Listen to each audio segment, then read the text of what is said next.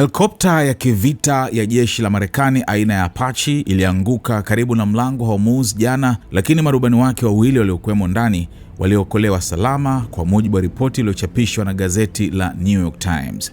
Ripoti hiyo ikinukuu watu wawili wenye taarifa kuhusu tukio hilo ilisema bado haijabainika chanzo halisi cha ajali hiyo.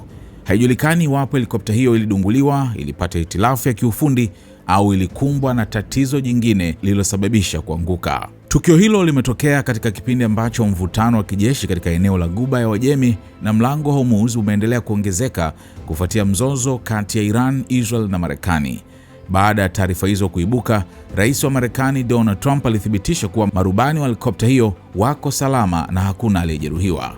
Akizungumza na waandishi wa habari katika uwanja wa ndege wa kimataifa wa John F. Kennedy kabla ya kurejea Washington DC, Trump alisema hali ya marubani hao ni nzuri. Wako salama, hakuna mtu aliyejeruhiwa, alisema Trump. Rais huyo aliongeza kuwa utawala wake utatoa taarifa rasmi kuhusu tukio hilo baadaye ili kueleza kilichotokea.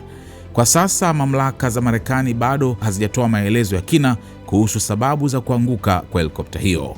Gazeti la New York Times limesema haijulikani kama Apache hiyo ilidunguliwa na vikosi vya Iran, ilikumbwa na hitilafu ya mitambo au ilikabiliwa na changamoto zingine wakati wa operesheni zake karibu na njia hiyo muhimu ya kimataifa ya usafirishaji wa mafuta.